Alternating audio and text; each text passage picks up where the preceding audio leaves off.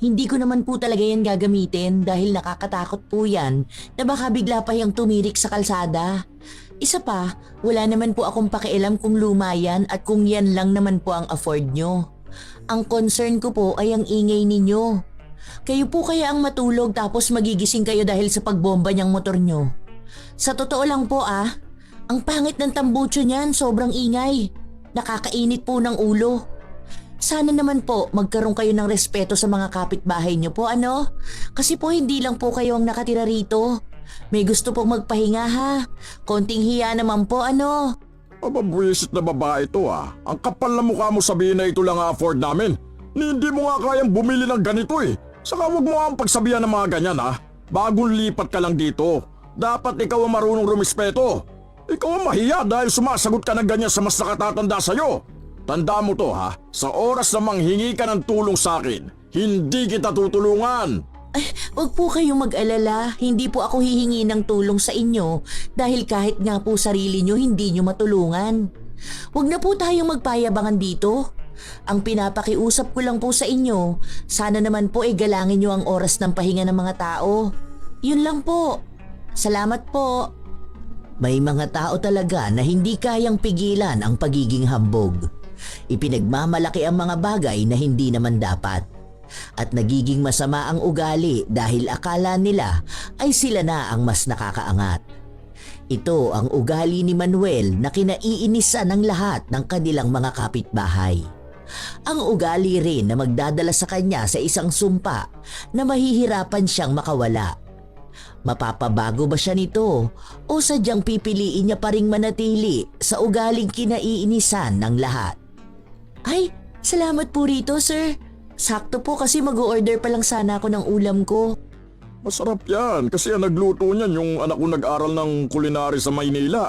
Kilala mo si Chef Boy Logro? Alam ko na kilala mo yun kasi sikat yun Napapanood pa yun sa TV. Kilala yun ng anak ko. Isa yun sa pumuri ng luto niya. Alam mo ba yung anak ko na yun?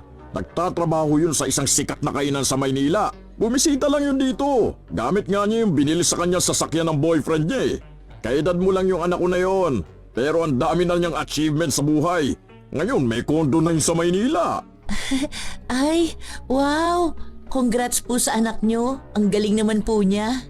Sabihin nyo na lang po na salamat po rito sa niluto niyang ibinigay nyo sa akin. Bagong kapitbahay ka lang din kasi namin kaya naisipan kong bigyan ka. Nandyan nga yung anak ko Tara, gusto mo ba siya makausap? Para magtanong ka sa kanya kung paano maging matagumpay sa ganyang edad. Salamat na lang po. Saka na lang po kapag bumalik na ulit siya dyan. Hindi pa po kasi ako tapos maglinis ng bahay Ang gulo pa po kasi dahil ang dami pa mga gamit na hindi pa nailalabas sa karton. Sige. Sasabihan kita sa susunod kung kailan yun uuwi. Minsan kapag umuwi yun may mga dala yung pasalubong sa amin. Alam mo kasi, ang dami niyang kakilalang artista. Mga kaibigan niya, si Dimples Romana, kilala yun ng anak ko. Kasi palagi yung kumakain doon sa pinagtatrabahuhan niya Ako rin po, kilala ko po yun kasi napapanood ko siya. Ikaw napapanood mo lang. Yung anak ko, nakakausap niya pa. Ay, ang galing naman po ng anak nyo. Ay, oo naman. Hindi lang siya. Pati yung dalawa ko pang anak. Hindi ko alam kung nakita mo na yung isa pero kasama namin nakatira dyan. Pero bihira lang kasi makita dahil ang daming ginagawa sa buhay Mas matanda yun sa'yo, panganay ko yun. Ang kaedad niya yung anak ni Aling Doray. Pero mas successful naman ang anak ko, no? Yung anak no nagtatrabaho bilang production operator. Wala naman po yatang masama kung ganun ang trabaho ng isang tao. Lalo na kung nakakatulong naman sa pamilya niya. Hindi Kapag mga ganun trabaho, mga mababa lang yun, no? Parang hindi siya matagumpay na tao. Ang mga matatagumpay yung mga anak ko. Isang chef, isang businessman, tapos isang manager. Ikaw ba, anong trabaho mo? Freelancer po ako. Graphic designer po, ganun. Minsan naman po digital artist. Ay, wala ka palang maayos na trabaho, no? Maayos na trabaho po yun. Hindi lang po halata dahil freelancer po ako. Wala akong pinaka-boss. Madalas po na client, ganun. Or per kontrata ang ginagawa ko. Tapos nasa bahay lang po. Hindi ganun kaayos na trabaho tulad ng sa mga anak ko. Yung manager, ganun. Nakapagtapos ka ba ng pag-aaral? Opo, bali graduate po ako ng fine arts. Ay, bakit naman ganyan ang kinuha mo? Hindi ka man lang ba pinagalitan ng mga magulang mo? Nagsasayang ka ng pera para sa walang kwentang kurso. Dapat kinukuha mo yung katulad sa mga anak ko. Minsan nga pag nandito yung mga anak ko, kausapin mo. Para mabigyan ka ng inspirasyon. Bata ka pa naman hindi pa huli ang lahat para magkaroon ng mataas na pangarap. Yang ganyan sa arts na yan, saka sa online work mo, naku, walang pera sa ganyan. Hindi naman yan totoong trabaho Sige po. O sige na, kumain ka na muna. Pupuntahan ko lang ang anak ko at manghihingi ako ng pera. Dapat ganun ang trabaho na meron ka para matutuwa sa'yo mga magulang mo kapag may naibibigay kang pera. Hinintay na muna ni Cherry makalayo ang kapitbahay nila bago niya isarado ang pinto. Bagong lipat lang siya pero mukhang alam na niya kung sino bang kapitbahay ang kaiinisan niya. Sa katunayan, hindi naman pinapakialaman ng mga magulang niya ang kurso na tinapos niya o ang trabaho na meron siya. Dahil hindi naman umaasa ang mga magulang niya sa perang maibibigay niya. Hindi sila mahirap. Hindi rin naman sila ganun kayaman pero sapat ang pera ng mga magulang nila para hayaan silang sundin ang gusto nila. Ito ang unang beses na lalayo ang dalaga sa mga magulang niya dahil gusto naman niyang maranasang mamuhay mag-isa. Siya ang nag-ipon para mabili ang bahay na nilipatan niya. Maganda sana ang lugar, malapit sa bayan, malapit din ang sakayan ng jeep kung uuwi siya sa kanila. Maging ang bahay ay wala namang sira pero sadyang walang perpekto dahil minsan nasa kapitbahay ang diferensya. Ilang araw pa ang lumipas kahit na ayaw niyang kausapin ang kapitbahay nila kapag napapadaan siya o kaya kapag saglit na lumalabas ay kinakausap siya. Kung hindi si Manuel ang kakausap sa kanya ay ang asawa naman nitong si Regine. Bakit ganyan naman ang suot mo, be?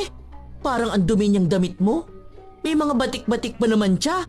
Ay hindi po, design niya po to. Design ba yan? Saan mo namang ukay ang nabili yan? Alam mo yung mga anak ko, hindi yung nagsusuot ng mga ukay-ukay o mga luma. Palaging bumibili ang mga yun sa mall. Lalo na yung anak kong chef. Mayaman kasi ang boyfriend nun May mga branded siyang bag, damit, sapatos. Hindi mo man lang ba napansin tong suot kong tsinelas? Dear to. Bigay ito ng anak ko. Nakita ko na po yan. Ang ganda nga po. Nakita mo na pala bakit hindi mo pinupuri? Hindi po kasi ako sanay sa ganun. Saka normal na po yan lalo na sa bahay namin. Ganyan po kasi ang gamit ni mama minsan.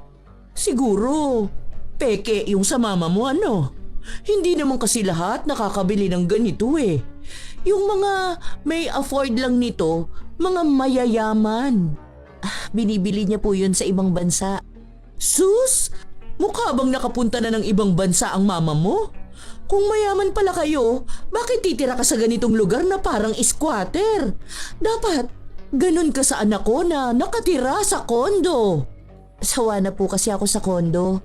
Kaya nga po binibenta ko na yung bigay sa akin ni mama na kondo Gusto ko po yung ganito na may mga kapitbahay. Pasimpleng mayabang ka rin Yung akala mo totoong mayaman? Tingnan mo nga yung suot mo. Mukhang lokal lang. Opo, local brand po kasi talaga to. Bali, gawa rin po siya ng designer pero dito po sa Pilipinas. Sabi nga po nila, support local. Local? Ibig sabihin hindi branded.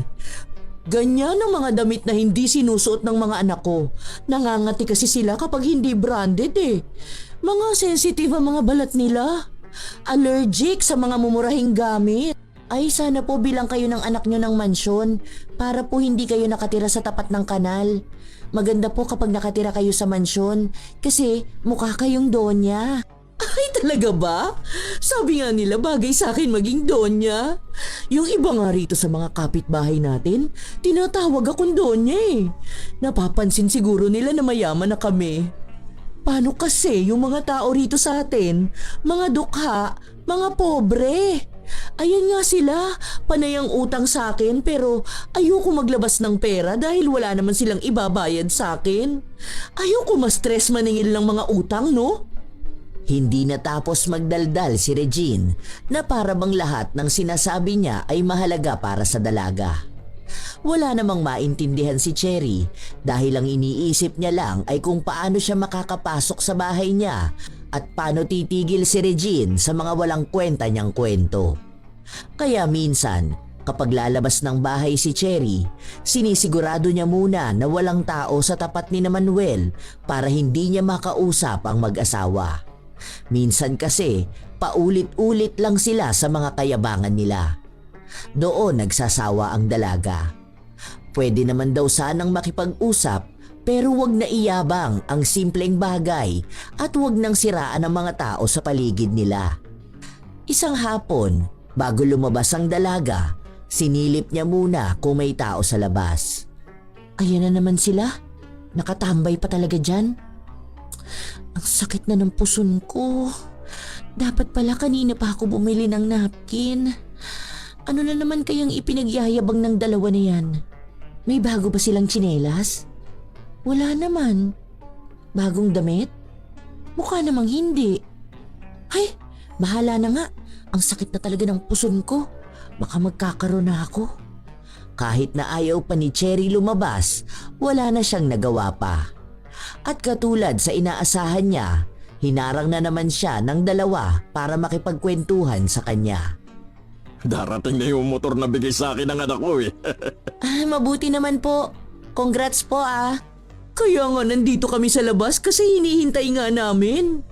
Hay, ang babay talaga at ang gagalante ng mga anak namin, ano? Kaya nga sabi sa'yo, dapat maging successful ka rin para maiahon mo ang pamilya mo sa hirap. Ayun, sakto, nandito yung panganay kong anak. Ipapakausap kita ha. Para kung may hiring sila, maipasok ka niya. Para magkaroon ka naman ng maayos at matinong trabaho. Ang bata mo pa, huwag mo sasayangin yan, lakas mo sa mga walang kwentang bagay. Bahala ka, magsisisi ka talaga. Sige po, paraan na lang po ako ha. Ang sakit na po kasi talaga ng puson ko eh. Kahit na ang daming kwento ng mag-asawa, hindi na talaga napigilan ni Cherry na umalis. Bago maggabi, nakarinig siya ng ingay ng motorsiklo. Hindi niya sinilip dahil alam niyang yun na nga ang ipinagyayabang ni Manuel na bigay sa kanya ng anak. Kanina pa yan bomba ng motor niya. Hindi ba sila nabibingi? Anong oras na oh? Kung ako lang ang kapitbahay nila, ayos lang dahil hindi naman ako natutulog ng ganitong oras. Pero paano naman yung may mga pasok bukas? O yung may mga anak? Umabot ng halos 2 oras ang pagbomba ni Manuel ng bago niyang motor. Paraan niya yon para ipakita sa mga tao na may mamahalin na naman siyang gamit galing sa kanyang anak. Hindi pa naman nakikita ni Cherry ang mga anak ni Manuel pero base sa mga pagyayabang nila ay talagang propesyonal ang mga ito. Lalo na ang negosyante nitong panganay na anak. Kinabukasan, maaga pa lang ay naririnig na naman ni Cherry ang pagbomba ng motor. Ano ba yan? 6:00 pa lang oh. Kakatulog ko lang kaninang 3 a.m. Hindi ba nila titigilan yung bomba-bomba ng motor na yan? Pwede naman sanang mamaya na lang kapag tanghali. Huwag naman sana ganito kaaga. Hindi na nakatulog pa ang dalaga. Masama ang gising niya dahil sa inis, dumagdag pa ang ingay ng motor. Gusto sana niyang pagsabihan si Manuel pero naaalala niya ang sinasabi sa kanya ng iba nilang kapitbahay na kapag pinagsabihan niya ang mga ito ay ituturing na rin siyang kaaway. At kapag nangyari yun, palagi siyang paparinggan at lalo lang siyang iinisin. Ayaw isipin ng dalaga na nagkamali nga siya na sa ganoong lugar siya tumira kaysa sa kondo. Pero ang isa sa dahilan kaya siya lumipat ay dahil gusto niyang makakilala ng mga kapitbahay at magkaroon lang ng simpleng buhay. Nang lumabas ng bahay si Cherry para bumili ng ulam, nakita niya ang motor na ipinagmamalaki ni Manuel. Ito na ba yun? Bakit parang kalansay na motor? May gumagamit pa pala ng ganitong motor? Akala ko wala na nito. Ganito yung gamit ni Lolo nun sa kulong-kulong niya. Tapos ayaw niya dahil malakas kumain ng gasolina. Habang pinagmamasdan ni Cherry ang lumang motor, lumabas naman sa bahay si Manuel. Oh, napatulala ka naman sa motor na bigay ng anak ko. Sabi ko sa'yo kagabi lumabas ka para makausap mo siya. Ano? Ganda no? Konting linis lang yan. Mamaya ko nga lilinisan yan eh. Saan niya po yan binili? Sa pagkakaalam ko po magastos sa gas yan. Hindi naman. Saka bihira ko lang naman to gagamitin dahil baka masira. Kapag pupunta lang ako sa bayan, ganun. Okay na rin po pala kung dyan lang. Akala ko po pupunta kayo ng malayo. Ang ganda no? Alam mo yung mga pobre nating kapitbahay, mga ignorante. Nakikibomba rin sila. Palibasa wala silang pambili ng ganito eh. Ang mahal kasi nito eh. Binili to ng cash ng anak ko. Ang sabi niya nasa 100K to. Ang mahal naman po niyan. Sana bumili na lang siya ng Honda Click. Ano yun? Pangit yun, di ba? Mas maganda naman po yun kaysa dyan. Ay, okay na rin po yan kasi pang tricycle po. Pwede yun pang service nyo rin. Ayoko nga ng ganun. Baka akalain pa nila, tricycle driver ako. Bakit po? Wala naman po problema kung driver kayo. Marangal na trabaho naman po yun. Kung walang tricycle driver, baka po maging mahirap din ang transportasyon, lalo na kung may malalaking bitbit. Ang mahirap na trabaho yun. Hindi naman ako mahirap, no? Hindi na nakipagtalo pa si Cherry dahil halatangang hindi siya mananalo sa anumang sasabihin sa kanya ni Manuel. Marami sana siyang naisabihin pero baka makasakit lang siya ng damdamin kapag pinamukha niya kay Manuel kung ano ang ibig sabihin ng mayaman. Hindi rin pinalaki si Cherry na maging mayabang kaya kahit na siya ang may ipagyayabang, hindi niya sinasabi sa iba. Isang araw, habang pabalik ang dalaga sa kanyang bahay galing sa tindahan, nakita niya ang mag-asawa na may kausap. Pamilyar ang mukha pero hindi sigurado ni Cherry kung saan nga ba niya nakita ang matandang babae. Pero baka isa sa mga kapitbahay nila. Ayaw ko nga kasi magpautang sa'yo. Dahil sabi ng anak ko ang pera namin hindi nyo pang emergency. Saka may anak ka naman ng binata, di ba? Bakit hindi mo yung paghanapin ng magandang trabaho? Sa bagay, high school lang ang tinapos nun. Kaya pang mababa lang ang trabaho na kaya niya. Alam niyo manang, nakakaawa talaga kayo. Kasi kasalanan niyo yan kung bakit mahirap lang kayo eh. Hindi niyo kasi kami ginaya ng asawa ko. Pinalaki namin ng maayos ang mga anak namin para magkaroon ng magandang trabaho. Kayo kasi, dukha na kayong ipinanganak. Dukha pa rin kayong mamamatay. Tapos ang dungis pa niyang apo mo. Mukhang timawa pa. Hala, kawawa naman si Manang. Hindi na lang nila sabihin na ayaw nilang magpautang. Kailangan pa nilang laitin ang tao at ang buhay nila.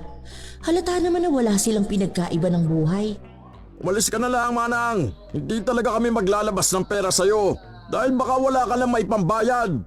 Depende na lang kung luluhod ka sa harapan namin tapos magmamakaawa.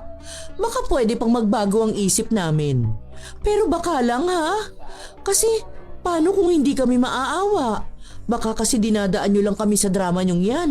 Tapos kapag singilan na, wala naman na kayong maibibigay. Luluhod na sana ang matanda pero biglang nagsalita si Cherry. Tinanong niya kung anong kailangan ng matanda at sinabi sa kanya na may sakit ang apo niya at gusto niya sanang dalhin sa ospital pero wala silang perang magamit. Hinihintay niya pa raw ang padala ng nanay ng mga bata at yun ang ibabayad sa mag-asawa kung pauutangin man siya. Kaya ang ginawa ni Cherry, inutusan niyang dalhin na sa ospital ang bata at hanapin na lang doon ang tatay niya para makatulong ito sa kanila. Nagbigay rin siya ng maliit na halaga na magagamit pamasahe. Baka sa mukha ng mag-asawa na hindi sila natuwa sa inasta ni Cherry. Ano naman yun? Bakit nagbigay ka ng pera? Tapos paaasahin mo pa yung tao na may makikita siyang Dr. Salazar? Meron naman po dahil doktor doon si Daddy. Daddy?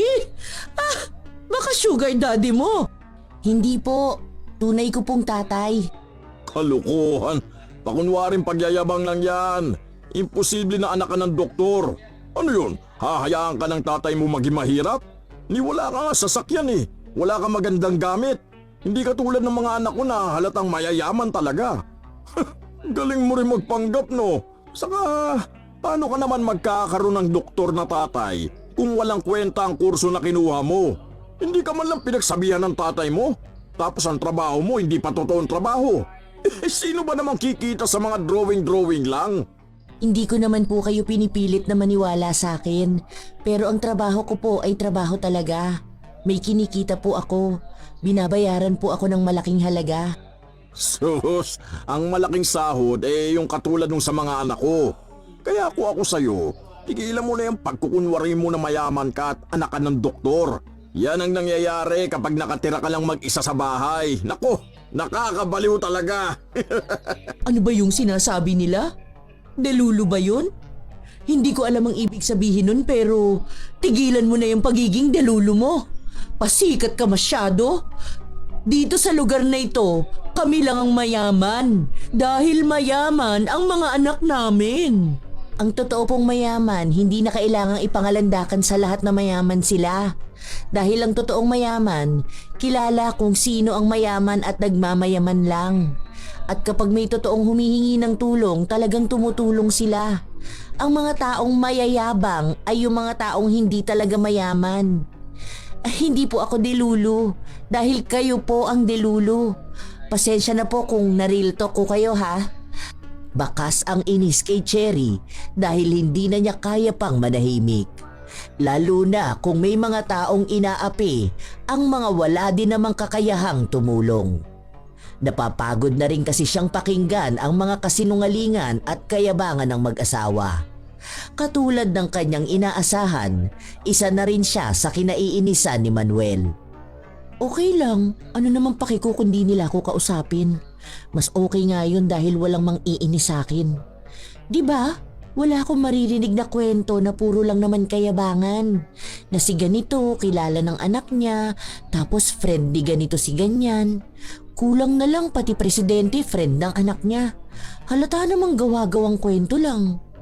Habang nagpapahinga ang dalaga, naririnig na niya ang pagbobomba ng motor ni Manuel.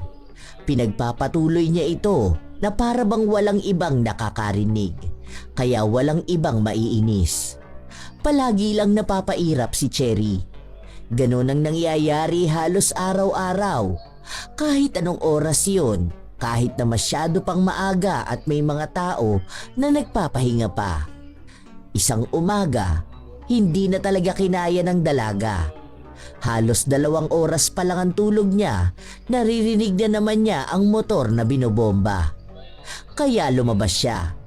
Naabutan niya si Manuel at kasama ang panganay nitong anak. Kuya, pwede po ba na mamaya niyo na lang ibomba yung motor niyo? Ang sakit kasi sa ulo, ang aga pa po masyado. Baka lang naman po, di ba? Inaano ka ba ng motor ko ha? Naiinggit ka lang siguro. Hindi po ako maiinggit dyan. Dahil anong kaiinggitan ko dyan sa kalansay niyong motor na kakarag-karag? Ba't walang iya ka?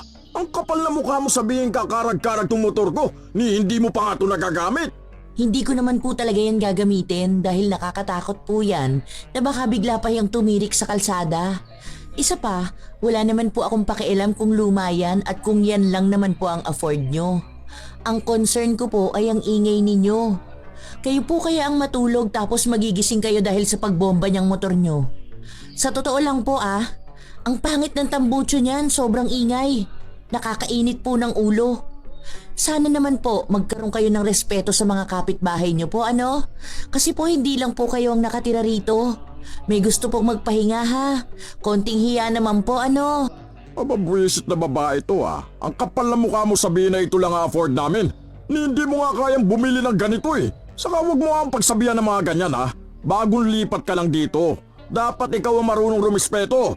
Ikaw ang mahiya dahil sumasagot ka ng ganyan sa mas nakatatanda sa'yo. Tanda mo to sa oras na manghingi ka ng tulong sa akin, hindi kita tutulungan. Ay, wag po kayong mag-alala. Hindi po ako hihingi ng tulong sa inyo dahil kahit nga po sarili nyo hindi nyo matulungan. Wag na po tayong magpayabangan dito.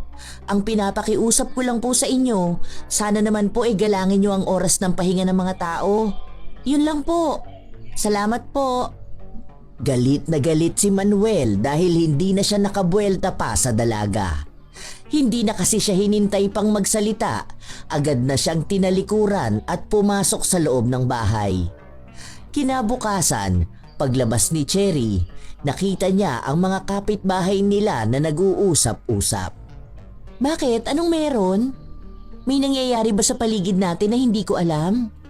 Sinabi sa kanya na may mga tsismis silang naririnig na tungkol sa kanya. Nagmamakaawa raw siya kay Miguel dahil gusto niyang magkaroon ng trabaho, pero dahil masama raw ang ugali niya ay hindi siya tinutulungan. Parusa na lang daw yon sa kanya. Ay wow! Ako magmamakaawa sa ibang tao? Ni hindi nga niya magawang matulungan ang mga anak niya. Baka gusto niyang sabihin ko sa kanya kung anong negosyo ng pinagmamalaki niyang businessman na anak. Nakita ko yon nung nagpunta kami sa kabilang bayan. Andun siya namamalimos. Yun pala ang business niya. Ililihim na lang sana ni Cherry ang mga nalalaman niya, pero sadyang nadala na rin siya ng inis na nararamdaman niya. Dahil sa kanyang mga sinabi, nagkaroon na naman ng bagong bulong-bulungan ng mga tao. At base sa inaasahan niya, sinugod siya sa bahay ng mag-asawa. Dalawa pa talaga sila, kaya alam ni Cherry na malala na ang naging problema. Ano yung kasinungalingang pinagsasasabi mo sa kanila? Ha? Bait-baitan ka lang kung titingnan pero mapanira kang tao? Wala namang kasinungalingan dun. Nadulas lang ako. Hindi ko naman sinasadya na masabi yun. Kayo kasi ang nanguna eh. Inilaban ko lang ang sarili ko. Bakit niyo sinasabi sa kanila na nagmamakaawa ako sa inyo para lang pakabitin niyo ako ng kuryente?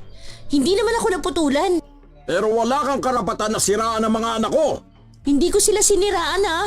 Isa lang ang sinabi ko, yung sa businessman. Totoo namang nakita ko siyang namamalimos ah. Hindi pulubi ang anak ko. Baka ikaw ang pulubi. Dahil tingnan mo yung suot mo, halatang mumurahin lang. Basahan lang namin yan ano? Basta alam ko nagsasabi ako ng totoo. Kung ano ang nakita ko, yun na po yun. Sorry kung hindi nyo rin alam. Lumipat ka lang dito para manggulo sa amin eh. Kilalanin mo kung sino ang binabangga mo ha. Dahil malalaking tao ang mga kilala namin. Baka gusto mong ipakulong kita ngayon dahil dyan sa mga maling chismis mo. Ay, kalma lang po tayo ano? Isa-isa lang po ah. Dalawa pa kayong sumusugod sa akin. Isa lang naman po ang sinabi ko sa kanila. Nakita ko ang anak nyo kasi nagbigay pa nga kami ng 20 sa kanya. Nagulat pa nga siya nung nakita niya ako. Saka hindi naman po ako makakapagsalita ng ganon kung hindi nyo rin ako sinimulang i-chismis. Di ba po? Bawi mo sa kanila ang sinabi mo tungkol sa anak ko. Respetado kami sa lugar na to tapos dudungisan mo lang ang reputasyon namin? Hindi ako papayag. Sinasabi ko sa iyo ha, sa susunod na banggain mo ang pamilya ko, pagsisisihan mo talaga. Wala po akong babawiin dahil totoo po yun. Alam ko naman na unang dating mo palang dito may nararamdaman ka ng inggit sa amin. Naiintindihan ko yun dahil sino nga naman ang hindi papangarapin ang buhay na meron kami. Yung mga kapitbahay natin, palagi nilang sinasabi na sana sila na lang ang mayaman katulad namin. Balot na balot ka talaga ng inggit. Alam mo yung inggit na yan, wala na yung gamot. Isa ka ng kanser ng lipunan, Cherry. Ang ginagawa ng mga taong insecure at inggitera, malamang manira ng tao. Kaya ayan, sinisiraan mo ang mga anak namin dahil yung buhay na pangarap mo nasa amin na. Ay, never po ako naiinggit sa kahit na sino. Saka ano po bang buhay ng mga anak nyo ang kaiinggitan ko na sana maranasan ko rin? Kasi wala po ako matandaan eh. Ano bang pinaglalaban mo ha? Mayaman ka ba para banggay mo kami ng ganito? May pera ka bang pambayad sa abogado kapag idinimanda ka namin? Hindi po ako magbabayad ng abogado kasi kuya ko na po ang abogado. Siya po totoo pong abogado. Hindi po siya tulad ng anak niyong fake CEO. Kaya huwag niyo pong sasabihin sa akin na inggit ako sa buhay niyo. Kasi wala naman po akong makitang kakaiba sa inyo. At talagang ginagalit mo ako ng husto ha? Malandi kang babae ka. Siguro kaya palagi kang nasa loob ng bahay niyo dahil yung trabaho mo pang malalandi. Baka tama nga ang sinabi ng anak ko. Pokpok ka siguro! Sorry po ah. Hindi ko po trabaho ang trabaho ng anak niyo sa Maynila. Alam niyo po, walang saysay itong pagtatalo natin eh. Ano po bang gusto niyong iparatang sa akin? Malandi? Pokpok? Paano po kung anak niyo yung pokpok? Ano pa ba? Walang pinag-aralan? Hindi naman kasi graduate naman ako ng kolehiyo. May work din naman ako. Sa akin pa nga tong bahay na binili ko mismo ng cash. May kondo ang anak nyo? Meron din naman ako. Pero sa akin nakapangalan kasi akin yun mismo. May motor? Wala naman akong gagawin sa motor kasi hindi naman ako lumalabas. Baka may TV kayo sa loob ng bahay nyo. Meron din po ako. Ayan, ang laki. Ano pa bang dapat nyong ihabang sa akin? Sige po, isa-isahin natin. Pasok kayo sa bahay ko. Upo po kayo sa bagong bili at malambot kong sofa. Fully paid, cash basis. Napakayabang mo, animal ka! Akala mo naman nasa iyo na ang lahat at ikaw lang ang may kakayanang mamuhay ng ganyan. Hindi po ako nagyayabang. Sinasabi ko lang po yung palagi niyong sinasabi. Ginaya ko lang po ang mga linya niyo. Bakit naman po kayo nagagalit sa akin? Galit na galit si Manuel at para masisi pa lalo si Cherry ay nagpanggap siyang inatake sa puso. Agad siyang isinugod sa ospital at hinihingian ng pera ang dalaga para daw sa nagastos nila sa pagpapagamot ni Manuel at ang ibabayad nila sa ospital. Agad na tumawag si Cherry sa kanyang ama para tanungin ang kalagayan ni Manuel at nalaman niya na wala naman itong sakit. Nagpunta lang sa ospital para magpatingin pero wala naman silang babayaran. Nang itanong ng kanyang ama kung kilala niya ba yon ay hindi niya sinabi ang katotohanan dahil baka kapag nalaman na may problema siya sa kanyang mga kapitbahay ay palipatin siya ng titirhan. Gusto niya pa naman ang bago niyang bahay pati ang iba niyang mga kapitbahay. Sadyang ang problema niya lang ay ang mayabang na pamilya ni Manuel. Ano? Bakit hindi mo pa ibigay ang pera? Ang akala ko ba ang sabi mo ay mayaman ka? Oh, bakit ngayon hindi mo maibigay yung pambayad ng ospital ng asawa ko? Gusto mo bang idemanda kita? Ha? Wala naman daw pong babayaran sa ospital. Si daddy na po sana ang papakiusapan ko na magbayad. Kaso ang sabi niya sa akin, wala namang sakit ang asawa niyo. Nagpunta lang ng ospital para magpa-check up. Kung gusto niyo po, magbibigay na lang ako ng panggas niyo. Parang bayad po sa effort niyo magpunta ng ospital. Sinasabi mo ba na mukha kaming pera? Ha? Ay, wala po ako sinabi Ang sabi ko lang po magbibigay ako ng pera pang gas. Yung motor po kasi ng asawa nyo, malakas po kasi yun sa gas. Magkita tayo sa korte! Walang yaka! Uy, te, saan ka pupunta? Bakit umalis ka naman agad? Grabe, sa korte agad? Bilis naman ang demandahan dito. Wala namang ginagawa yung tao. Ilang araw na ang nakalipas pero palagi pa ring nagagalit si Manuel sa dalaga lalo na kapag nakikita niya ito. Minsan pa, nakasabay niya si Manuel sa tindahan, binangga pa siya nito para maunahan siyang bumili. Pabili nga ako ng Coke, 1.5. Nagluto kasi yung anak kong chef Nandyan sa bahay ngayon, dala yung bago niyang boyfriend na mayaman. Chinese yun, boss ng isang company sa Pasay. Ang pogi nga tapos mabango pa. Hindi siya katulad nung Chinese ni Lara na mukhang mabanto tapos ang taba pa. Itong anak ko, magaling kasing pumili ito ng lalaki. Doon na siya nakatira sa kondo ng Chinese na boyfriend niya. Binilan nga siya ng bagong iPhone Nakisabat na lang ang iba pang nakatambay sa tindahan at sinabi na iba na naman ang lalaking kasama ng anak niya na para bang linggo-linggo ay nagpapalit ito ng boyfriend. Aba, malamang maganda ang anak ko kaya maraming nanliligaw. Kapag ayaw niya na sa lalaki, iiwan na niya kapag nakakita na siya ng mas mayaman pa. Yung mga anak ko kasi matatalino. Hindi sila katulad ng mga anak nyo, Chip. Mas lalo namang hindi siya katulad ng ibang babae dyan na bastos magsalita at nagpipiling mayaman at punong-puno ng kayabangan.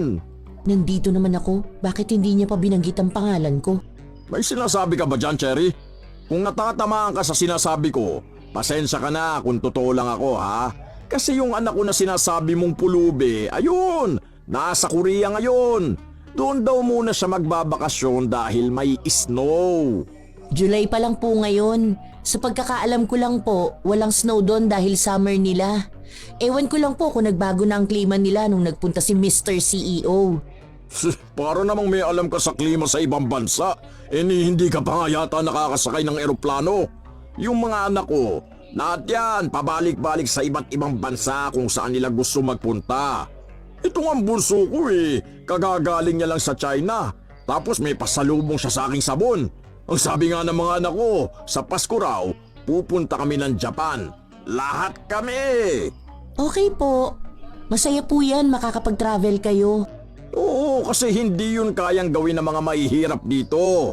Mga tao rito mga nag-aabang lang palagi ng biyaya. Hindi mga magsumikap para naman yumaman din sila. Hindi yung tuwing wala silang makain, nagpupunta sa amin na akala ata nila magbibigay kami ng donasyon. Kung sana tutukan nila ang mga anak nila at sabihin sa kanila na dapat paglaki gayahin ang mga anak ko para naman makaramdam sila ng kaginhawaan sa buhay. Ang kaso, hinahayaan lang nila ang mga anak nila na umidolo ng iba na dapat ang idol ay yung mga anak ko. Ay nako, kaya nakakaawa mga tao rito Nagsama-sama na ang mga walang utak kaya walang pag-asenso. Nakaramdam ng inis si Cherry. Nais niya pa sanang magsalita pero pinigilan na lang niya ang kanyang sarili. Alam niya kung saan na naman pupunta ang magiging usapan nila. Mauuwi na naman sa bangayan at ang bangayan na yon ay magiging malalang away. Hindi pa naman gusto ng dalaga na may nakakaaway siya. Ilang araw pa ang lumipas, umuwi na ang anak ni Manuel na sinasabi niyang galing sa ibang bansa. Naging mayabang na naman ang mga kapitbahay nila. Madalas silang nagpapatugtog ng mga Korean song. O kaya kapag may kapitbahay na napapadaan sa kanila, panay siya kwento ng ginawa ng kanyang anak sa Korea. Binaliwala na lang yun ni Cherry dahil wala naman siyang planong makinig sa mga kayabangan at kasinungalingan ng pamilyang yun. Pero talagang sinasadya nila na iparinig sa kanya ang usapan. Nang minsang lumabas siya dahil nililinisan niya ang tapat ng bahay, doon na nagsimulang muli ang kayabangan ng mag-asawa. Kaya natutuwa talaga ako sa mga anak natin Iba talaga kapag totoong may mga pinag-aralan Hindi natutulad sa kahibangan ng ibang tao na akala mo sila ang matalino at mayaman. Ewan ko ba? Ang mga tao lang naman na nagagalit sa tagumpay natin yung mga taong inggitera. Sinabi mo pa. Dapat kasi kapag inggit, pikit. Talagang nagpaparinig pa sila As if naman nakakainggit sila. Kung may kaiinggitan lang ako ay unang beses nagkaroon ng snow sa Korea kahit na summer. Basta kapag nagpunta tayo ng Japan, gusto ko magsuot ng makapal na jacket. Libre pa naman ang anak nating mayaman yun. Kung hindi ba naman tayo sinuswerte sa kanila, di ba? Ay, baka biglang mausog ng mga inggitera yung plano natin. Meron pa naman dyan sa paligid.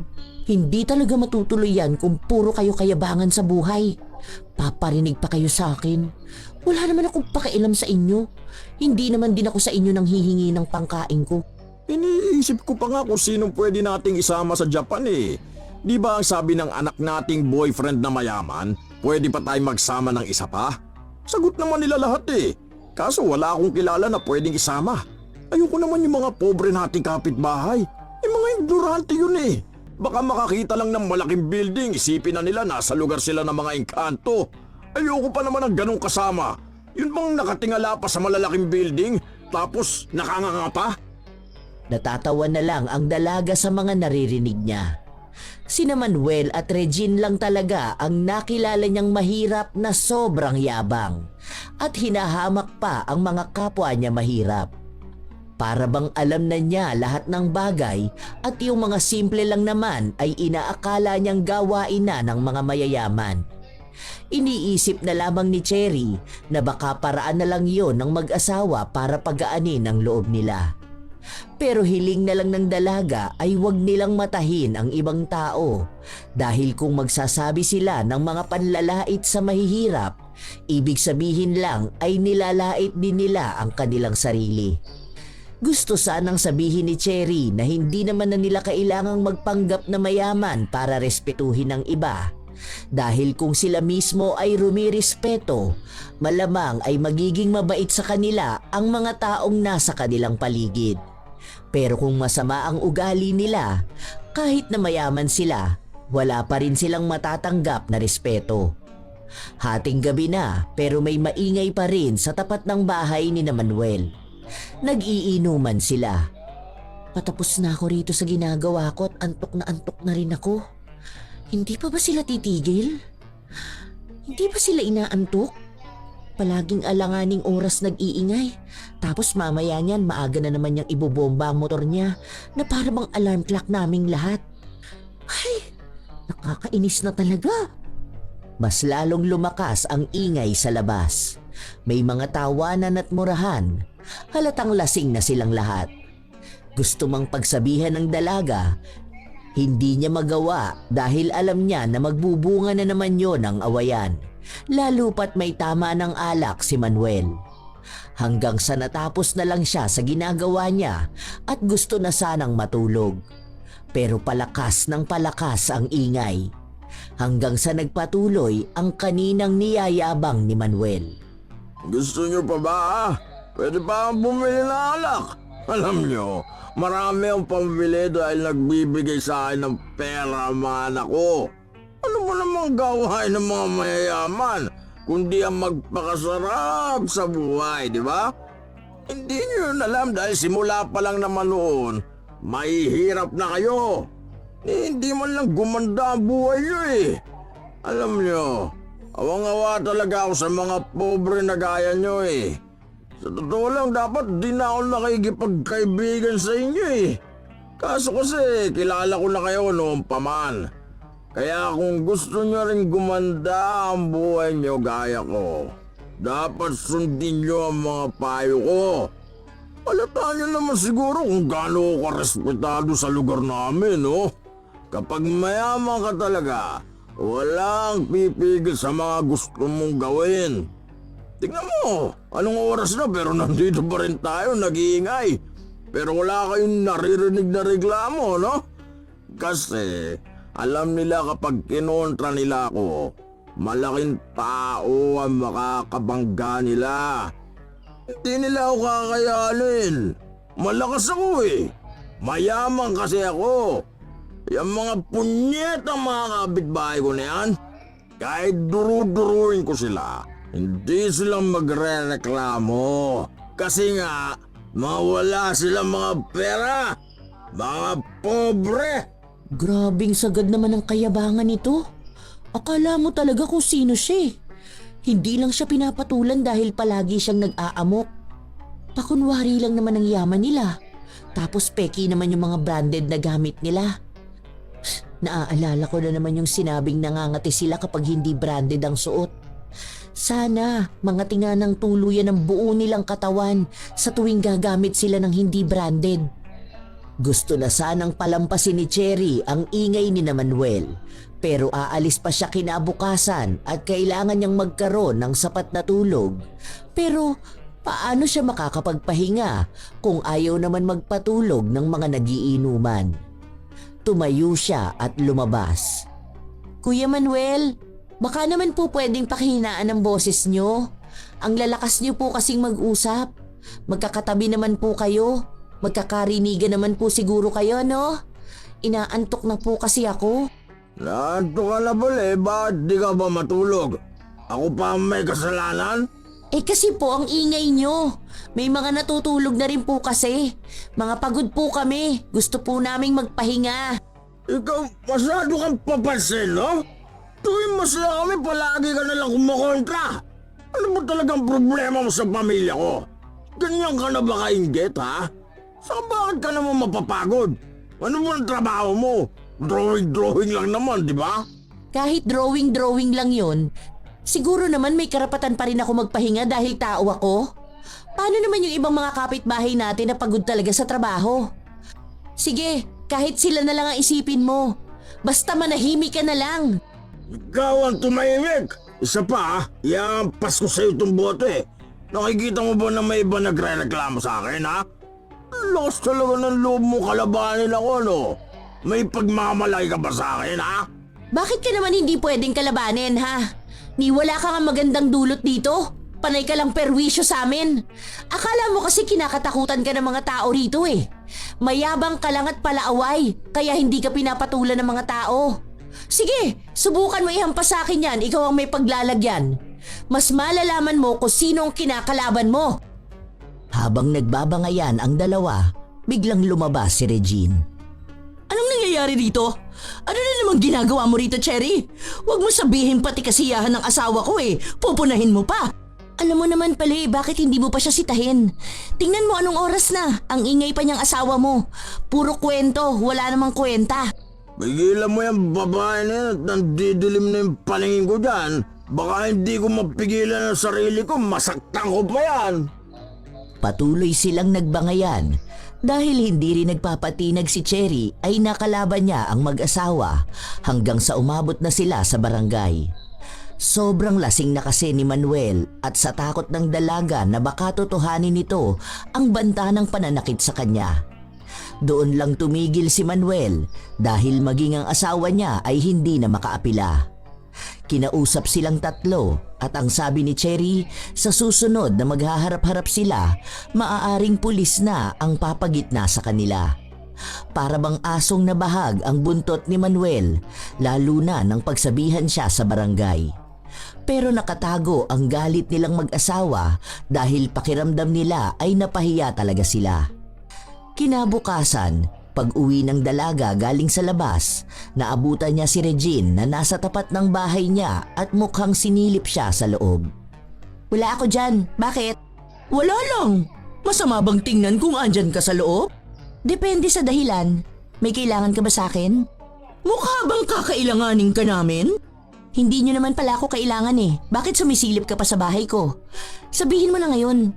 Depende na lang kung may ginawa ka. Makikita ko rin naman dahil may CCTV ako. May CCTV ka? Sure ka ba? Bakit ka naman maglalagay ng CCTV? May pambili ka ba nun? Hindi na kumibo pa ang dalaga. Agad na rin siyang pumasok sa loob ng bahay niya pero tinawag ulit siya ni Regine. Totoo nga na may CCTV ka? Sasabihin ko ba kung wala? Huwag ka nalang magpaliwanag sa akin dahil malalaman ko rin naman kung anong ginawa mo rito sa bahay ko.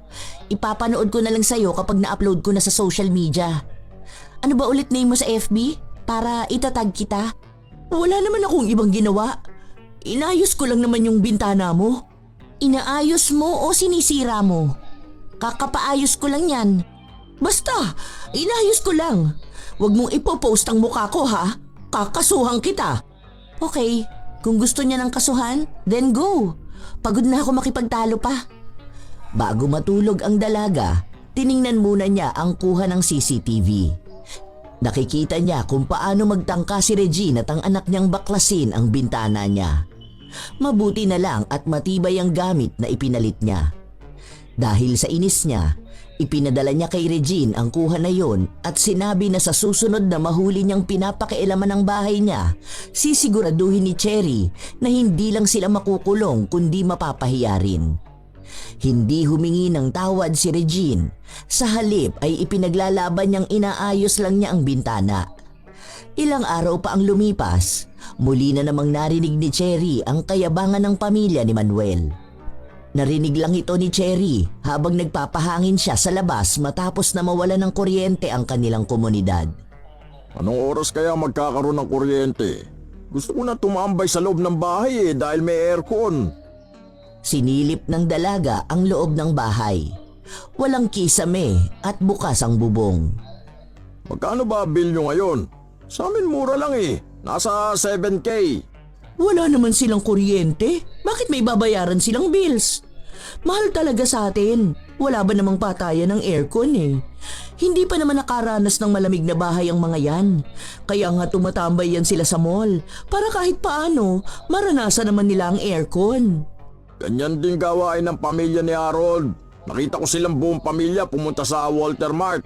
Akala ko naman kung anong bibilin. Magpapalamig lang pala dun. Nakakaya yung ganoon lalo na kapag nakikita na ibang tao. Kasi isipin ng mga ignorante sa lamig ng aircon. Panigurado ang iingay ng mga anak niya ron. Di pa naman mapagsabihan ng mga batang yun. Nagsalita ang kapitbahay nila at sinabi na nagpapaayos na ng bahay si Harold. Nasa abroad na raw kasi ang asawa nito at ang unang balak nilang gawin ay ayusin ang barong-barong nilang bahay. Sus, kunwari lang nila yung pagpapagawa na yan. Nakita ko nga yung bahay nila eh. Ang naipagawa lang, nagpalit lang sila ng trapal. Malabo na makapagpadala ng malaki ang asawa noon. Ano bang trabaho no sa abroad? Alila lang yun eh. Katulong ba? Ang daming sinabi ng kapitbahay nila at maganda naman kung papakinggan. Pero sadyang hindi nagpapatalo si Manuel. Ayaw niyang nakakarinig ng kwento na may ibang taong nagtatagumpay. Para bang gusto niya ay siya lang ang may magandang buhay. Walang karapatan ng iba na umunlad. Yung CCTV natin, mahal. Ayusin mo, baka hindi makuhanan yung sa harapan ng bahay. Hirap na, baka may mga tao diyang magtangka ng masama sa atin. Nalaman lang na may CCTV ang bahay ko. Meron na rin sa kanila. Lahat na lang ah. Ano pa kayang gagayahin ng mga to? Maayos na yan. Saka lagi naman ako nakabantay sa bahay. Walang iba magtatangka dyan. Aba, subukan niya lang at maghahalo ang balat sa tinalupan. Hindi na kumibo pa si Cherry. Pumasok lang ulit siya sa bahay niya para kunin ang kanyang tablet. Lumabas siya, bit-bit din ang maliit niyang ventilador. Ay, mabuti na lang pala nakapag-charge ako. Pero feeling ko malulobat na rin to. Napatingin sa pwesto niya ang mag-asawa at dalawa pang kapitbahay na nakatambay din sa labas. Nagtanong pa ang isa kung magkano raw ba ang bili niya sa ventilador niya. Ay, hindi ko po alam kasi regalo po sa akin to ng ninang ko. Pero sa Japan po to nabili. Nung bumisita po siya sa amin, binigay niya po to. Sos! Baka naman Japan surplus lang dyan sa kabilang bayan. Para lang kunwari may masabi na galing sa Japan. Akala mo talaga may kakayahan silang makabili ng ganyan? Che! Lumang brand naman yan. Yan yung mga nire-repair lang eh. Tapos pwede mo mabili kapalit ng mga lumang alahas o lumang coins. Baka kamo nagyayabang lang yan para sabihin na may ganyan siya. Nilabas niya pa talaga rito para lang sabihin. Wala naman po sigurong masama kung ilalabas ko to at dito ako tatambay sa tapat ng bahay ko, no? Wala namang masamang tumambay sa labas. Ang masama yung papansin pa. Ipapakita kunwari may bago siyang gamit para magmukhang mayaman. Hindi po ako nagpapanggap na mayaman dahil matagal na po to sa akin. Inilabas ko lang po ngayon. Hindi niyo naman po siguro alam kung anong laman ng bahay ko po, no? Kung anong mga gamit ko? Kung mayabang po ako, una pa lang ang dami ko na pong ipinagyabang sa inyo. Akala mo yata maiinggit ako sa ganyan. Eh meron naman kaming ganyan yung malaki pa at meron ding aircon. Eh di ayos po. Ilabas niyo po para hindi kayo nagpapaypay dyan. Ayoko nga at baka kainggitan mo kami lalo. Saka yung hawak mo na tablet, naku, meron yan yung anak ko eh. Mga 3 yata.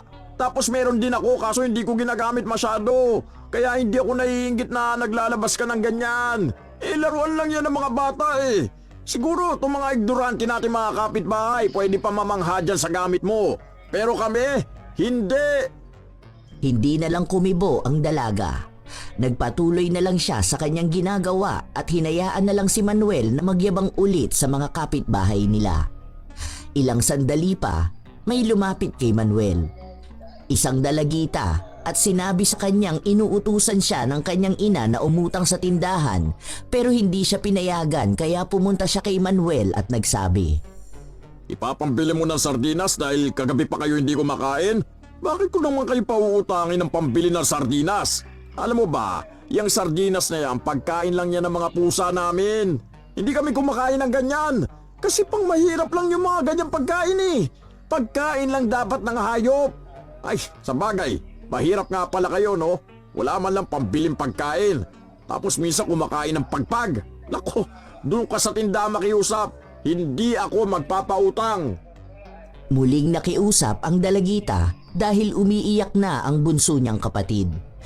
Babayaran naman daw niya kapag nabayaran na siya sa ginawa niyang paglilinis sa isang bahay. Kailangan niya lang talaga dahil nanghihina na sila ng pamilya niya.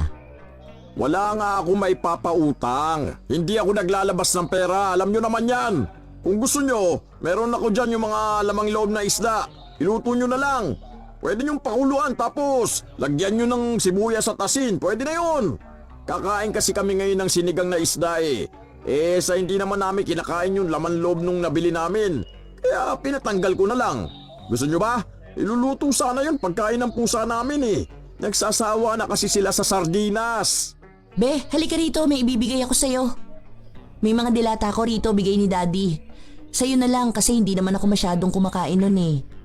May bigas din ba kayo? Bigyan na lang kita kahit 2 kilo. Bakit magbibigay ka? Dahil kailangan ng pamilya niya. Hindi nyo naman ako katulad, no? Hahayaan nyo pa magbakaawa yung tao tapos yayabangan nyo pero hindi nyo pagbibigyan. Sana tumanggi ka na lang agad, hindi yung may nalalaman ka pang pagkain ng pusa nyo. Para namang hindi ka kumakain ng sardinas para magsalita ka ng ganyan. Naku, nagyayabang ka na naman dyan. May pagyayabang ba? Sinabi ko lang na sa kanya na lang kasi hindi ako masyado sa mga delata. Mas mabuti na yon kesa naman sabihin kong para sa mga pusa, no? At kesa naman mag-offer ako ng laman loob ng isda na hindi naman makakain ng tao. Inis na inis si Manuel. Gusto niyang makipagsabayan ng yabang kay Cherry pero paano niya bibigyan ng pera ang dalagita kung wala naman siyang pera? Palusot niya lang ang salitang hindi siya nagpapautang kahit na ang totoo nun ay wala siyang maipapautang. Maraming ibinigay si Cherry sa dalagita at yung ibang hindi niya kinakain ay ibinigay niya rin sa iba nilang kapitbahay. Hindi naman madamot ang dalaga, lalo na kung may maibabahagi naman talaga siya. Sa totoo lang ay may mga ibinibigay si Cherry na gusto rin sana ni Manuel pero ayaw niyang ipahalata. Dahil iniisip niya na papangit ang reputasyon niya kapag kukuha siya ng bigay ng ibang tao. Ganyan din yung mga delata na dinadala ng anak ko eh. Yung kasama niya kasi sa negosyo mayroong mga ganyan. Tapos imported pa. Ayaw ko ng lasa niyan kasi hindi masarap. Kaya pinamimigay nila yung ganyan kasi ayaw ng mga mayayaman. Tapos minsan pagkain na lang ng aso. Pero syempre kayo mga mahihirap kayo, hindi pa kayo nakakatikim ng mga ganyang pagkain. Kaya okay lang natanggapin nyo yan. Kasi nung kami may ganyan, sagana talaga yung mga pusa namin. Nako, paborito nila yung ganyan eh. Pero sa tingin ko sa inyo okay lang ang lasa niyan. Kasi kung kumakain kayo ng pagpag, malamang ayos lang yan. Wala na kasi kayong arte sa katawan. Baka ikaw, Kuya Manuel, gusto mo? May isa pa rito oh. Masarap to. Ano namang gagawin ko dyan? Baka gusto mo bigyan pa kita ng 5 niyan. Pagkain ng pusa ay papakain mo sa akin? Kasing timawa ba ako ng mga yan? Grabe ka naman sa salitang timawa. Hindi ba pwedeng menos lang sa gastos kasi may pang-ulam na sila? Uy, ayan na pala, may ilaw na. Papasok na ako sa loob. Te, yun na lang to, iluto mo bukas baon ng mga anak mo. Naging mas lamang na si Cherry sa paningin ng mga kapitbahay nila dahil bukod sa madali siyang lapitan ay talagang mabait siya. Hindi siya nagyabang ng kahit na anong meron siya. Dahil sa nangyari ay mas lalong nainis si Manuel. Hanggang sa dumating ang isang araw, nabalitaan na lamang ng dalaga na may sakit ang pamilya ni Manuel. Lahat sila ay may mga butlig na tumubo sa kanilang mga katawan. Pati raw ang anak nito na nasa Maynila ay meron din. Nakumpirma lang yon ng dalaga matapos niyang makita si Manuel. Anong nangyari sa'yo? Bakit parang may tigdas ka naman? O baka tigdas talaga? Totoo ba na buong pamilya niyo merong ganyan? Sa tubig to. Masaya lang kasi ang balat namin sa marumi. Kaya magrereklamo kami. Oh, bakit pati yung anak mo? Umuwi pala yon galing sa Maynila? Lahat talaga kayo? Hindi na kumibo pa si Manuel. Totoo nga na buong pamilya niya ay apektado ng kakaibang butlig sa katawan. Naririnig din ng dalaga na makatiyon at kapag kinakamot nila ay sumasakit naman. Nagpunta na rin sila sa center para ipatingin pero wala namang maibigay na lunas sa kanila. Maliban na lang sa pag-inom nila ng gamot. Madalas na naririnig ng dalaga ang usapan ng pamilya ni Manuel at kung paano sila nagdurusa sa sakit nila. Ano kayang nangyari sa kanila? Kung marumi ang tubig, pare-pareho lang naman ang tubig namin. Bakit wala naman nangyayari sa balat ko? Bakit maayos lang ako? Hindi kaya sa kinakain nila yun? Allergic sila sa marumi. Hindi naman din sila malinis. Ang akala ko pa naman nung una sa mga lokal na damit sila allergic. Teka, parang naaalala ko na hiniling kong sana mga tiyambuo nilang katawan kapag hindi branded ang suot nila. May kinalaman ba yun? Ano yun na manifest ko? Ano yun parang sinumpa ko sila? Ay hindi, baka nagkataon lang yun. Baka may ginawa sila kaya ganun ang nangyayari sa kanila. Pinipilit ng dalaga na wala siyang kinalaman dahil hindi rin naman siya naniniwala sa mga sinasabi niya na kahit minsan ay nagkakatotoo ang hinihiling niya. Makalipas ang ilan pang mga araw, wala pa ring nangyayaring pagbabago sa balat ng pamilya ni Manuel. Nagkakaroon na lang sila ng mga sugat. Marahil ay sa tuwing kinakamot nila ang kanilang katawan. Isang araw, nasa labas na naman si Cherry. Naglilinis siya ng harapan ng bahay niya. Nakita niya ang mag-asawa na nagbabanli ng kanilang katawan. Teka lang, Abdi! Ang init! Sandali lang! Aray! Aray ko! Huwag mo munang igalaw! Kaya nga yan masakit dahil pinapatay ang mikrobyo. Isusunod ko pambanlian yung mga anak natin. Kawawa naman sila. Hindi pa naman sanay sa mga ganito ang balat nila. Buisit naman kasi tong allergy natin eh. Hiniwalayan patuloy ng mayamang Chinese ang anak natin. Huwag mo nang isipin yung Chinese na yon. Dami pa naman diyang mayayaman lalaki. Siya ang nawala ng magandang girlfriend. Ang problemahin natin kung paano ito mawawala. Makikisabat lang ako. Bakit po hindi kayo magpunta sa ospital? Para naman po maipatingin nyo yan, di ba? Wala kaming tiwala sa mga doktor. Bakit naman? Sila lang naman ang makakatulong sa inyo. Nagpunta nga kayo ng center, tapos pagdating sa doktor ayaw nyo. Paano naman kayo mabibigyan ng gamot? Huwag mo nga pakialaman ang desisyon namin. May family doctor kami. Hinihintay lang namin siya makabalik ng Pilipinas. Nasa bakasyon pa siya. Bahala kayo, dahil kayo lang din naman ang mahihirapan dyan. Nagsuggest lang ako dahil baka iba na pala yung sakit nyo. Nakakatakot lang dahil baka may virus na kayo. Buong pamilya nyo ba naman eh? Hindi mo ba naiintindihan ha? May family doctor nga kami. Sa kanya lang kami nagtitiwala, hindi sa iba. Baka mamaya may sabihin pa silang sakit namin kahit na hindi naman totoo. Saka hindi naman kasi magagaling ang mga doktor. Mga manghuhula lang sila ng sakit. Mas magaling pa nga sa kanila ang anak kong bunso eh. Buti pa yun nakaisip ng gamot na pwede naming ipampahid. Medyo nawawala ang kate kapag ginagawa namin yon. Alam niyo po, walang mangyayaring maganda sa inyo kung palagi niyong pinapangunahan ng yabang. Baka mamaya yung mga pinapahid niyo sa katawan niyo eh. Imbis na makagaling sa sakit niyo, mas lalo lang lumala. Magaling yung mga anak ko na sa mga gamutan. Hindi lang siya nagdoktor pero tignan mo nga oh, medyo maayos na kami. Mas magaling pa nga yun kaysa doon sa anak ni Marivic eh. Yung nag-aaral maging nurse pero mas matalino naman ang anak ko. Kuya Manuel, hindi ko kilala yung mga pangalan na binabanggit niyo. Wala namang kinalaman yung mga tao na yun sa sakit niyo eh. Pero talagang babanggitin niyo pa sila para lang maiyabang niyo ang anak niyo. Kung ako sa inyo, time first muna sana sa kayabangan ano? At upagin niyo na lang muna sana yung kalagayan niyo. Ay basta, hihintay namin ang family doctor namin. Kahit wala naman? Sinasabi mo ba na sinungaling kami? Okay sige, wala naman ako magagawa eh. Basta ako nagsabi lang. Nakakaalarma kasi ang nangyayari sa inyo eh. Alangan naman na hayaan ko rin kasi mamaya nakakahawa pala kayo tapos dikit-dikit tong bahay natin. Kung sakit namin, allergy to ng mga mayayaman. Baka meron lang na dikit sa amin na gamit ng mga mahihirap eh. Lahat ng nakapalibot sa atin puro pang mahirap. Ito mismong tinitirhan natin pang mahirap na to. Kaya sana, wag na kayong umarte na para bang dati kayong nakatira sa mansyon ano? Kung dito nyo na pinalaki ang mga anak nyo, ang ibig lang sabihin nun mahirap kayo. Walang nakakahiya sa pagiging mahirap. Mas nakakahiya yung nagmamayabang ka at minamata mo yung kapwa mo mahirap. Kabago-bago mo lang dito ha. Kaya huwag kang magsalita dyan na parang nasubaybayan mo ang buhay namin. Okay, sige. Baka sabihin nyo na naman nakikialam ako. Matigas talaga ang ulo ng pamilya ni Manuel at ayaw nilang magpatingin sa doktor. Sa halip nga na magbago sila, mas nangingibabaw pa rin talaga ang kayabangan. Iniisip na lang ni Cherry na marahil ay parte na ng buhay nila ang pagiging mataas ang tingin sa sarili. Ilang linggo pa ang nakalipas, mas lumalala na ang sakit sa balat ng pamilya ni Manuel. May mga sugat na sila sa iba't ibang bahagi ng kanilang katawan na siyang nagiging dahilan kaya kinatatakutan na sila.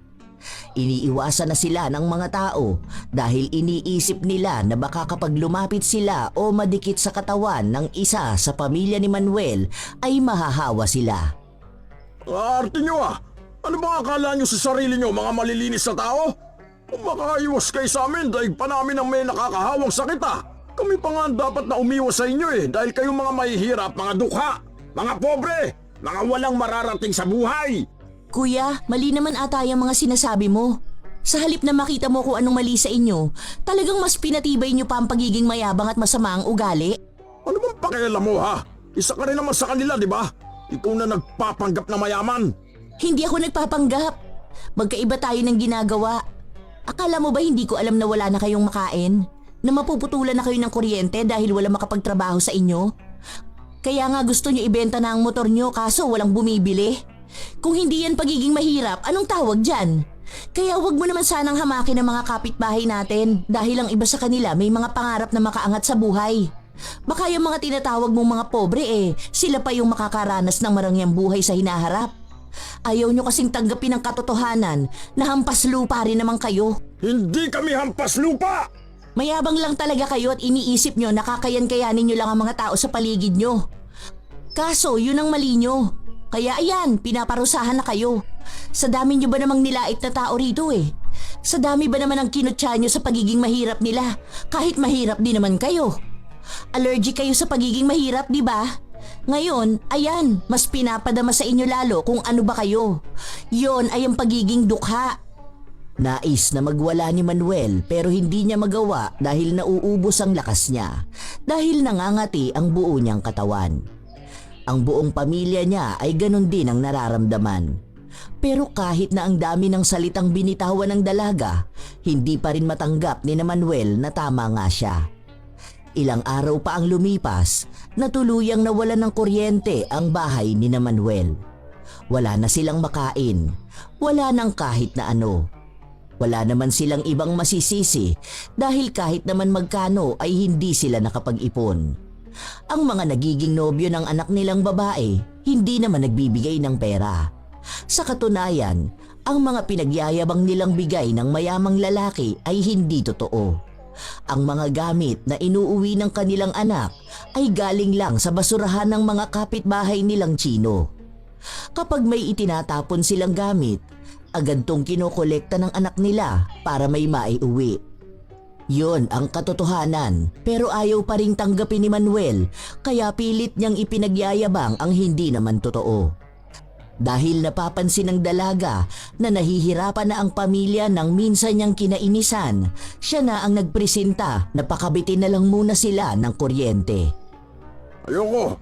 Bakit ko gagawin yun? Para ano? Para ikaw na naman ang maging bida? Wala naman akong balak na magpasikat. Hindi ka ba naaawa sa sarili mo o sa mga anak mo? Sama-sama kayo rito na madilim at mainit. Tapos may mga sugat pa kayo sa katawan nyo. Kapag pinawisan kayo, malamang masakit yan. Nagmamagandang loob lang naman ako. Magpapakabit na rin kami. Nakalimutan lang naming magbayad. Halos 1 linggo na po ang nakalipas. Pero kung ayaw niyong tanggapin ang tulong ko, bahala kayo. Hindi ko naman kayo pipilitin. Pero sana po maintindihan nyo rin ang kalagayan nyo. Wala namang nagmamataas, walang nagmamalaki. Dapat marunong kayong humingi ng tulong dahil magkakapitbahay tayo. Tanggapin nyo na rin po ang katotohanan na mali talaga kayo sa pagiging mayabang nyo. Dahil dapat lagi nyo pong iisipin na hihingi rin kayo ng tulong sa mga kapitbahay nyo. Kaya dapat maging mabuti kayo. Hindi na pinilit ni Cherry si Manuel dahil alam niya na kapag kailangan talaga nito, dapat matuto siyang tumanggap ng tulong galing sa iba. Nang kinagabihan, lumapit si Manuel kay Cherry. Di ba, nag-aalo ka ng tulong? Pwede pa ba? Yung sa kuryente? Oo, sana Kung okay lang sa'yo.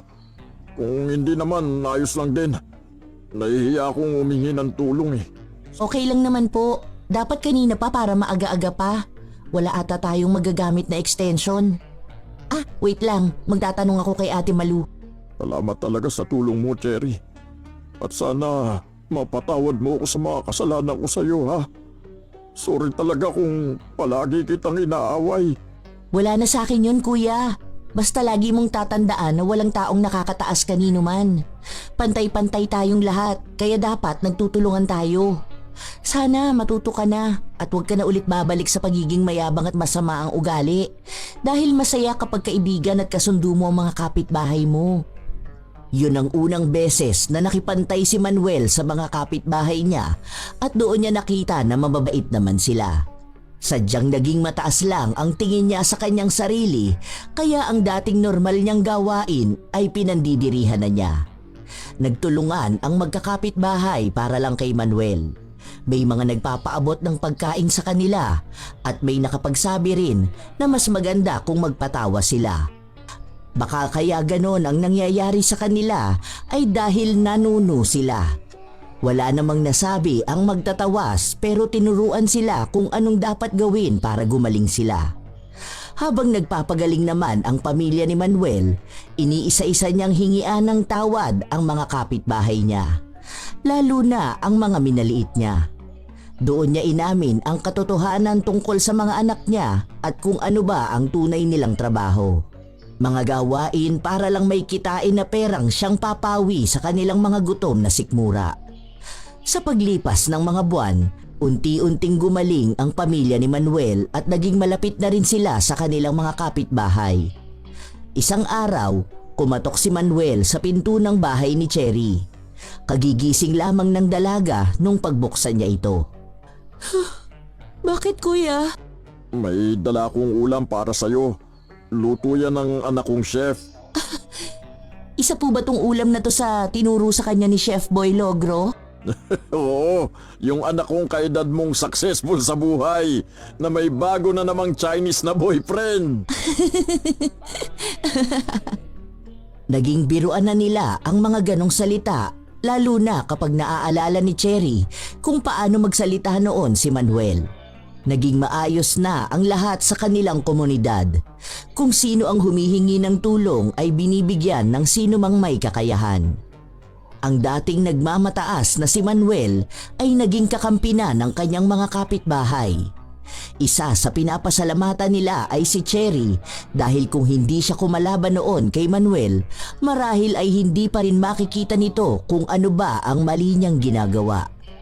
Minsan talaga, may mga taong nabubulag ng kayabangan. Kahit wala naman silang tunay na maipagmamalaki, iniisip pa rin nilang mas angat sila kaysa iba. Hindi nila namamalayan na ang pinagmamalakihan nila ay mga taong mas maayos at mas matagumpay ang pamumuhay. Hindi naman masama ang mangarap na yumaman o damhin ang pakiramdam ng kaunlaran. Ang nagiging mali ay ang maliitin at laitin ang mga taong nagdadaan sa parehong hirap na minsan mo ring dinanas. Mas mainam na pairalin ang pagpapakumbaba sapagkat ang pagpapakumbaba ay nagdadala ng respeto at tunay na dangal. Dahil kayabangan ang maglalayo sa iyo sa tunay na kaunlaran. Tandaan na ang respeto ng tao ay hindi naaayon sa ganda ng iyong kasuotan, kundi sa kung paano ka makitungo sa kanila. Walang taong umuunlad dahil sa pagmamataas. Sa halip, ito pa ang dahilan ng kanilang pagbagsak. Dahil ayon nga sa kasulatan, ang sino mang nagmamataas ay ibababa at ang sino mang nagpapakumbaba ay itataas. Kaya palagi niyong tatandaan mga apo, huwag ikahiya ang kahirapan kung ang tagumpay naman na iniyayabang ay kasinungalingan. Minsan na rin ba kayong nakakilala ng taong katulad ni Manuel? Kapitbahay na mayabang kahit walang ipagyayabang? Ibahagi niyo naman ang inyong opinyon para sa ating bagong kwento. At sana may natutunan kayong magandang aral. Ito ang inyong Lola Telang at maraming salamat sa pakikinig mga apo.